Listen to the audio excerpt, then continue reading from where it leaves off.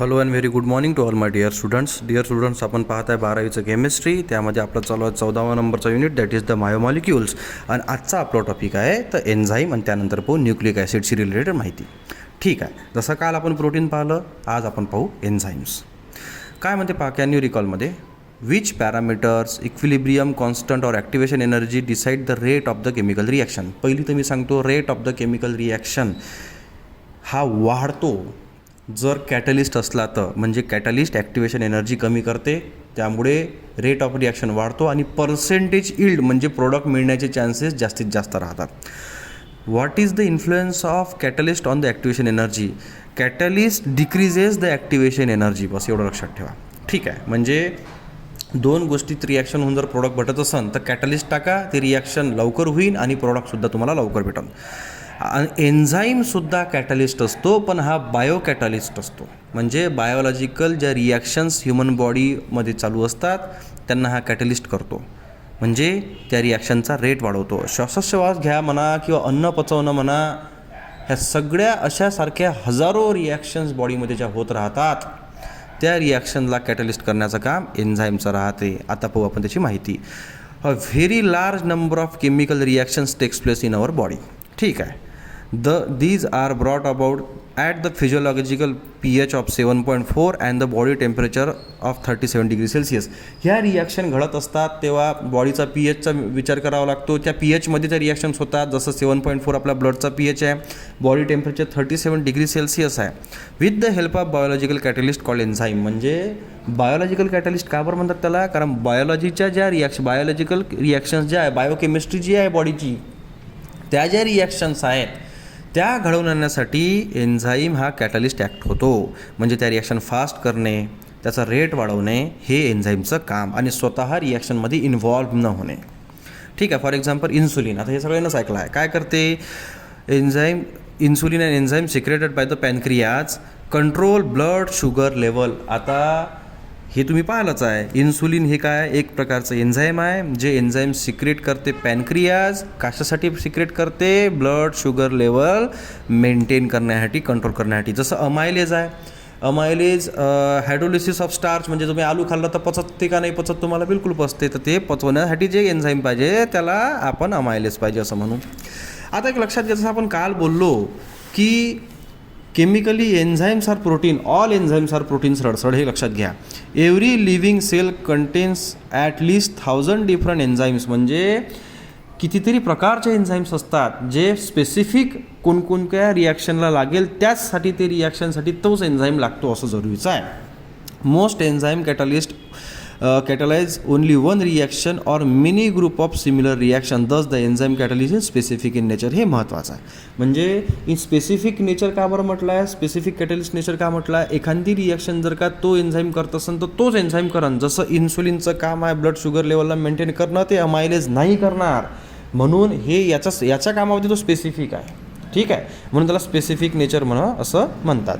आता एक लक्षात घ्या, हे मेकॅनिझम समजण्यासाठी तुम्हाला हे कसं काम करते एन्झाईम, यासाठी एन्झाईम कॅटलिस्टचं तुम्हाला लॉक अँड की मेथड किंवा मेकॅनिझम तुम्हाला समजलं पाहिजे. आता होते कसं बघा, दिस इज सबस्ट्रेट म्हणजे रिॲक्टंट समजा तुम्ही, हा ॲक्टिव्ह साईट आहे आणि म्हणजे एन्झाईम आहे, एन्झाईममध्ये ॲक्टिव्ह साईट आहे. तर असाच आकार राहतो का? असं नाही, हे फक्त समजण्यासाठी आहे तुम्हाला. ठीक आहे, तर ह्या एन्झाईमची ॲक्टिव्ह साईट आहे, त्या साईटवर सबस्ट्रेट जर का अटॅच झाला, आता सबस्ट्रेट तेव्हाच अटॅच होते जेव्हा त्याचं शेप आणि साईज विथ रिस्पेक्ट टू त्या ॲक्टिव्ह साईट असेल तर, आणि याच्या सरफेसवर त्याची रिॲक्शन होते, रिॲक्टंटचा प्रोडक्ट बनतो आणि एन्झाईम डबल बाहेर निघून जातो, डबल दुसऱ्या सबस्ट्रेटला बसवण्यासाठी. म्हणजे असे एक एन्झाईम नंबर ऑफ रिॲक्शन्स कॅटलाइज करतो आणि स्वतः रिॲक्शनमध्ये टेक पार्ट घेत नाही. Accordingly the enzyme has active site on the surface. A substrate molecule can attach on this active site. ते जसं बोललो आपण, पण कधी? जेव्हा राईट साईड साईज आणि शेपचा असेल तेव्हा. Once the active side has substrate is held in correct orientation to reach and form the product of the reaction. The product leave the active sites of the enzyme and ready to act as a catalyst again. म्हणजे काय म्हटलं आहे त्यांनी, हा जो catalyst असते म्हणजे बेटा, तो एक रिॲक्शन झाली, जसा इथं हा आला कॅटलिस्ट आला आणि हा सबस्ट्रेट आला, रिॲक्शन झाली डबल. ठीक आहे, प्रोडक्ट बाहेर साईडला झाला, डबल हा जो एन्झाईम आहे याची ॲक्टिव्ह साईड घेऊन डबल दुसऱ्या सबस्ट्रेटकडे जातो. ठीक आहे, अशा प्रकारे आहे. This is how the rate of reaction is very high. कधी होते rate of reaction very high? जेव्हा जर एन्झाईम, आता सगळ्या बॉडीच्या रिॲक्शन एन्झाईम कॅटलिस्टच असतात, तर ह्या एन्झाईम कॅटलिस्ट झाल्यामुळे त्या रिॲक्शनची ॲक्टिवेशन एनर्जी काय होते? कमी, आणि म्हणून रिॲक्शनचा रेट काय होतो? वाढतो. Some enzymes are so efficient that one enzyme molecule can catalyse the reactions of one. म्हणजे एक लक्षात घ्या, आपण जसं मगाशी बोललो आहे का, एक एन्झाईम एक रिॲक्शन करतो, तर एक एन्झाईम हा 10,000, 20,000, 50,000 मॉलिक्यूलचं सुद्धा रिॲक्शन दाखवू शकतो, पण तो कोणत्या लेवलचा असन, जर त्या रिॲक्शनसाठी स्पेसिफिक असन तरच. ठीक आहे. Several enzymes have been isolated from organism, म्हणजे काही जे हे असतात एन्झाईम्स असतात ते ऑर्गॅनिझमपासून एक्स्ट्रॅक्ट करतात, आणि नसेल तर काही हे जेनेटिक इंजिनिअरिंग थ्रू बनवतात. आता पहा some examples industrial applications of enzyme catalyst are conversion of glucose to sweet testing fructose, म्हणजे ग्लुकोजचं कन्व्हर्शन फ्रुक्टोजमध्ये करायचं आहे तर तुम्हाला ग्लुकोज आयसोमरेज नावाचा एन्झाईम लागन, त्याशिवाय ते होत नाही. इंडस्ट्रीमधले manufacturing of new antibiotics using penicillin G acylase. आता पेनिसिलिन जी ॲसिलेज काय करते? अँटीबॉडी फॉर्मेशनच्या रिॲक्शनमध्ये कॅटॅलिसिस करते. ठीक आहे. आता हे बघा, हे तुम्हाला MCQ किंवा 1 मार्क क्वेश्चनसाठी कसंही येऊ शकते. Manufacturing of laundry detergent using the protease, म्हणजे लॉन्ड्री डिटर्जंट जे असतात ते प्रोटीएज थ्रू बनवतात. आणि मॅन्युफॅक्चरिंग इस्टर्स युझिंग द कॉस्मेटिक्स, म्हणजे कॉस्मेटिक्ससाठी जे हे लागते तुम्हाला काय, इस्टर लागते, कारण इस्टरचा स्मेल हा खूप स्वीट स्मेलिंग असते. म्हणजे तुम्ही एक तर अल्कोहोलिक म्हणा किंवा तुम्ही सरळ इस्टर असलेलं म्हणा, हे तुमच्या परफ्यूममध्ये इंडस्ट्रीमध्ये असतात, म्हणजे याचा स्मेल खूप सुंदर असतो. म्हणून का बरं? कारण याचे जे एन्झाईम लागतात हे जेनेटिक इंजिनिअरिंग थ्रू च्या वेनं बनवलं तरी चालते. असं जरुरी नाही आहे की तुम्ही तो एखाद्या लिव्हिंग ऑर्गॅनिझममधूनच एक्स्ट्रॅक्ट करा, तुम्ही तो जेनेटिक इंजिनिअरिंग थ्रू तुम्ही बनवूसुद्धा शकता. अशा प्रकारे आजचा हा टॉपिक होता. आता याच्यानंतर पाहू आपण न्यूक्लिक ॲसिड. तर ठीक आहे, यानंतर पाहू आपण न्यूक्लिक ॲसिड. टॉपिक थोडा किचकट आहे आणि महत्त्वाचा आहे, आणि हा ज्या लोकांना बायोलॉजिकल बॅकग्राऊंड ज्यांचा चांगला आहे, म्हणजे बायोलॉजी लवकर समजते, त्यांना हा लवकर लक्षात येईल. ठीक आहे, पाहू आता काय म्हणते, कॅन यू टेल. ठीक आहे, आपण पाहू. What is the single term that answer all the following questions. ठीक आहे, कोणचे टर्म आहे म्हणते ते, जे ह्या सगळ्या क्वेश्चनचे आन्सर देईन. पाहू आपण ते. What decide whether you are blue eyes or brown eyes, म्हणजे हे कोण ठरवते? म्हणजे तुमचं ब्लू डोळे असेल का रेड असेल. आता पाहतो ना आपण, काही जणांचे ब्लू डोळे असते, घारे डोळे असते, रेड असतात.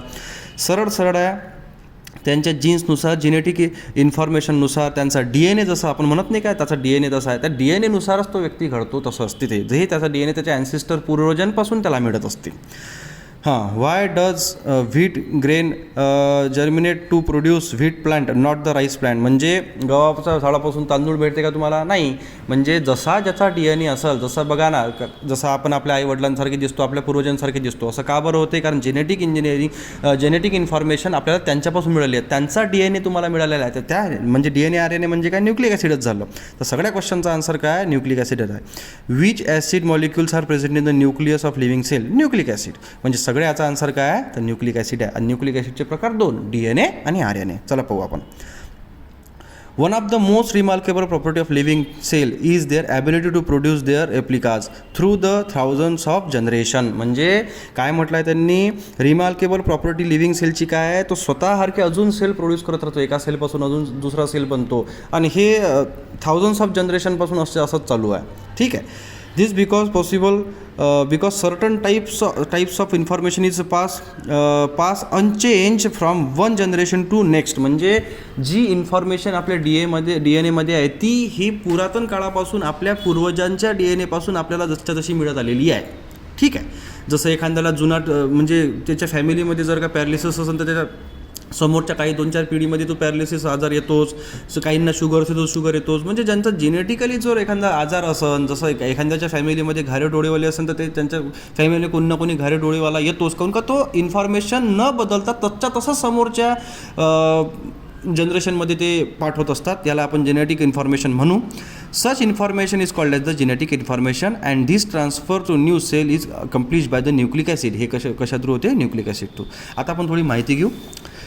Do you know synthesis of protein, the fundamental structural material of body, is the process in which genetic information is transferred. म्हणजे जेनेटिक इन्फॉर्मेशन कोणकोणच्या वेळेला होते? जसं सिंथेसिस प्रोटीनचा आहे, फंडामेंटल स्ट्रक्चरल मटेरियल बॉडीचा आहे. DNA govern this process. आणि हे कोण करते? Govern DNA. DNA is the present in the chromosome of the cell nuclei. म्हणजे आता पहा, हा सेलमध्ये क्रोमोझोम्समध्ये DNA आणि DNA तुमच्या जीन्स म्हणजे जेनेटिक इन्फॉर्मेशन लिहिली असते. लिहिली म्हणजे पेनानं लिहिली नाही राहत, त्यांच्या सिक्वेन्सनुसार असते ते. ठीक आहे. And individual chromosome is composed of many genes, म्हणजे एका क्रोमोझोममध्ये मेनी DNA पण आणि मेनी DNA मेनी जीन्ससुद्धा असू शकतात. Gene is a portion of DNA molecule responsible for the synthesis of single protein. का बरं? कारण का तो जीन हा प्रोटीन सिंथेसिस करतो, प्रोटीन सिंथेसिसनुसारच त्या गोष्टीमध्ये त्याची इन्फॉर्मेशन लिहिली असते. DNA stored in the genetic information. DNA काय करते? जेनेटिक इन्फॉर्मेशन स्टोअर्ड करते. पण RNAचं काम काय? RNA translate this into synthesis of protein. RNA ह्या लँग्वेजला ट्रान्सलेट करून, ह्या गोष्टीला ट्रान्सलेट करून, ज्या इन्फॉर्मेशनला ट्रान्सलेट करून काय करते, तर तिथं तो त्याचं ट्रान्सलेट केल्यानंतर त्याचं प्रोटीन सिंथेसिस करते by cell for proper function and डेव्हलपमेंटसाठी. ठीक आहे. आपण आता पुढचं पाहू बेटा. There are 2 types of the nucleic acid, DNA आणि RNA. DNA म्हणजे काय होते? Deoxy रायबोन्यूक्लिक acid. RNA म्हणजे रायबोन्यूक्लिक ॲसिड. हे तर आपल्याला लक्षात आलंच आहे. RNA is found mainly in the fluid of living cell, म्हणजे लिव्हिंग सेलच्या न्यूक्लियसमध्ये नसेल तर फ्लुइडमध्ये असते. आणि DNA are found primarily in the nuclei of the living cell. ठीक आहे, जसं आपण आता बोललेलो आहे. ठीक आहे. आता knowledge of structure of nucleic acid is essential to understand their biological functions. आपल्याला हे का बरं माहीत पाहिजे? कारण एखाद्या गोष्टीची बायोलॉजिकल फंक्शन्स तुम्हाला स्टडी करायचं आहे म्हणून. आता याच्यामध्ये आपण न्यूक्लिक ॲसिडचं स्ट्रक्चरल ॲस्पेक्ट पाहणार आहे. ठीक आहे. आता न्यूक्लियोटाईड म्हणजे काय? रिमेंबर, न्यूक्लियोटाईड वेगळा होते आणि न्यूक्लियोसाईड वेगळा असते. ठीक आहे. न्यूक्लिक ॲसिड म्हणजे न्यूक्लिक ॲसिड काय म्हणतात? Unbranch polymers of repeating monomers. म्हणजे न्यूक्लिक ॲसिड कसा बनलेला आहे? आता DNA म्हणा, एक्झाम्पल न्यूक्लिक ॲसिड कसा बनला आहे? तो unbranch polymers of repeating monomers, म्हणजे मोनोमर्सचे असे मिनी युनिट, म्हणजे लाखो करोडो जर का एक युनिट येऊन जर का एकमेकाला कनेक्ट होत असन, त्याला अनब्रांच, ज्याची ब्रांच नसते, स्ट्रेट चेनमध्ये असते सरळ सरळ, त्याला आपण म्हणतो रिपीटिंग, ते त्याला आपण म्हणतो न्यूक्लिक ॲसिड. ठीक आहे. In other words, nucleic acid have a polynucleotide structure. म्हणजे न्यूक्लिक ॲसिडचं स्ट्रक्चर कसं असते? पॉलिन्यूक्लियोटाईड. आपण हे पाहू नंतर. DNA molecule contain several million nucleotides while RNA molecule contain few thousands. म्हणजे DNA किती किती असतात? तर किती, आता काही असं पुस्तकात लिहिले तर थाउजंड आहे म्हणजे थाउजंड्सच आहे असं नाही राहत. The nucleotides monomer consist the 3 components. म्हणजे आता हे न्यूक्लियोटाईड जो शब्द पाहिलेला आहे आपण, तो न्यूक्लियोटाईड 3 गोष्टीनं बनलेला असते. एक असतो मोनोसॅकराइड्स म्हणजे शुगर म्हणा, नायट्रोजनस बेस पेअर आणि फॉस्फेट ग्रुप. रिपीट करतो मी. मोनोसॅकराइड्स म्हणजे sugar unit, nitrogenous base pair आणि फॉस्फेट ग्रुप. फॉस्फेट ग्रुप काय, नायट्रोजनस बेस पेअर काय आणि शुगर म्हणजे मोनोसॅकराइड काय, आपण ते पाहू. आता पहा काय म्हटलं आहे. Nucleotides of both RNA and DNA contains 5 membered ring monosaccharides म्हणजे furanose often called as the sugar.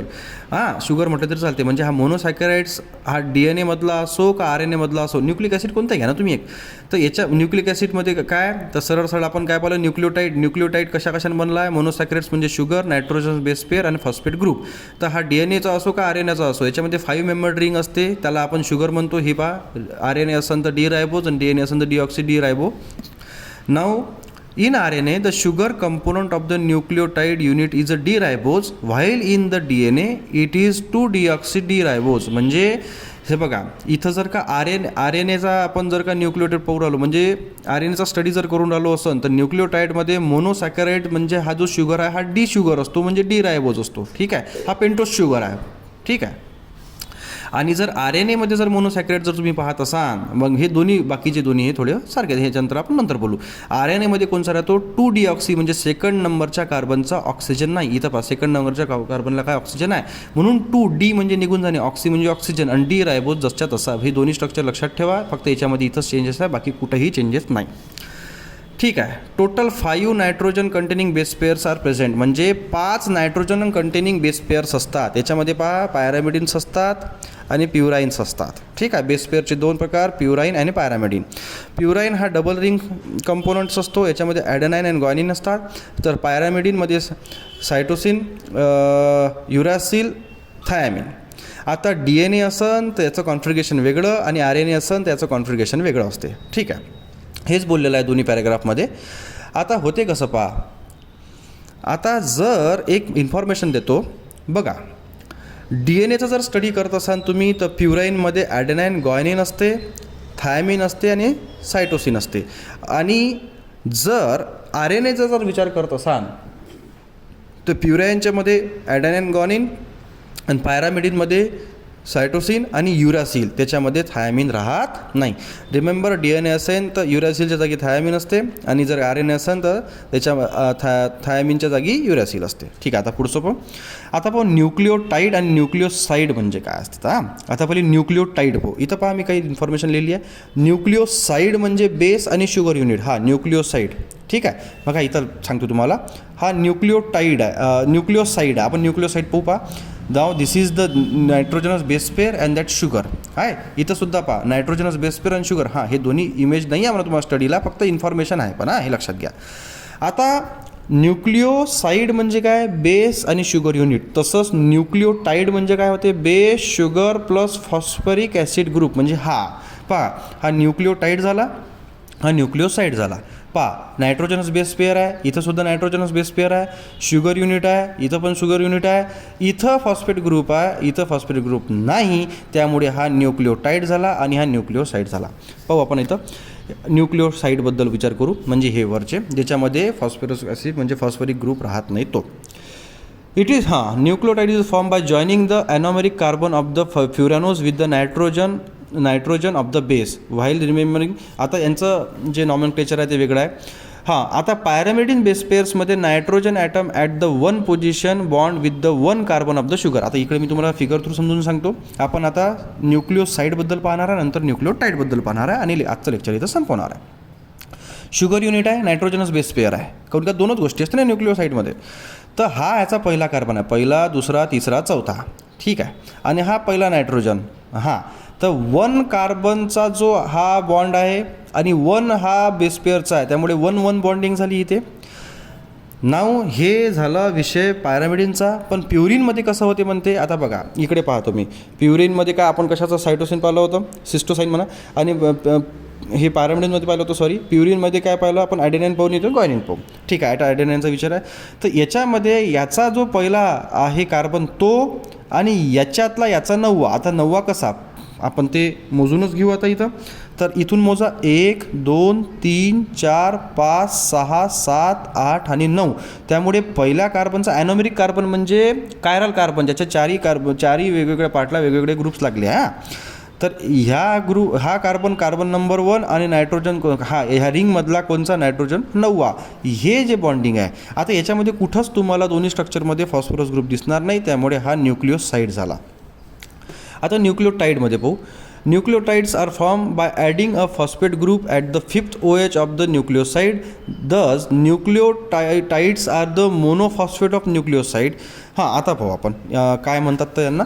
बघा आता साईडचं तुमच्या समजलं. फक्त न्यूक्लिओटाईडमध्ये काय अजून चेंजेस आहे. इथं फॉस्फरिक ॲसिड म्हणजे फॉस्फरिक ग्रुप आहे, इथं जसं तुम्हाला लिहिलेलं आहे. हा याच्या 5व्या कार्बनला असतो. ठीक आहे, आता 5वा कार्बन कोणचा आपण इथं बघू. पहिला, दुसरा, तिसरा, चौथा, आणि हा जो CH2OH वाला कार्बन आहे हा 5वा. तर अशा ठिकाणी हा फॉस्फरिक ॲसिड म्हणजे फॉस्फरस ग्रुप लागतो. बस एवढंच याच्यामध्ये फरक आहे. आता याचे जे नॉमेनक्लेचर तुम्हाला दिसत असेल इथं खाली सिम्पलमध्ये DCMP आहे, AMP आहे. हे काय आहे समजून सांगतो मी पहिले. ठीक आहे. आता first capital letter derive by the corresponding base. हे जे पहिलं कॅपिटल असते, जसं इथं ॲडेनाइन आहे ना, तर A. हे बघा इथं ॲडेनाइन लागला आहे, त्यामुळे A लागला आहे. आता हा झाला DNAचा C. ठीक आहे, म्हणजे इथं हा C फॉर सिस्टोसाईन आहे, सायटोसाईन आहे. जसं इथं तुम्हाला C दिसन, त्यामुळे इथं सुद्धा C फॉर दॅट सिस्टोसाईन. बघा याच्यातला बेस पहिलं जर अक्षर राहील अशा कोणत्याही नॉमेनक्लेचरमधलं, तर ते पहिलं अक्षर जे राहते हे बेस पेअरचं पहिलं अक्षर राहते. ठीक आहे. त्यानंतर हा जो MP वर्ड तुम्हाला दिसून राहिला, MP stand for the monophosphate. ठीक आहे. स्मॉल लेटर D जर असलं समजा समोर तर तो DNA असते, नसलं तर मग तो RNA असते. तर MP आता अशा प्रकारे रायबोन्यूक्लिक ॲसिड आणि म्हणजे DNA आणि RNAचा स्टडी आपण पाहूनच राहिलो. तर स्ट्रक्चर पुढच्या लेक्चरमध्ये आपण डिटेलमध्ये पाहणार आहे. आता आज आपण ज्याच्यावर भर दिला तो होता फक्त न्यूक्लिक ॲसिड आणि न्यूक्लिओटाइड्सवर. तर पुढच्या लेक्चरमध्ये स्ट्रक्चर ऑफ न्यूक्लिक ॲसिड्स पाहू आपण, आणि त्यानंतर हा जो युनिट आपला चालू आहे तो संपेल. धन्यवाद. काही क्वेश्चन असेल तर विचारा. थँक्यू.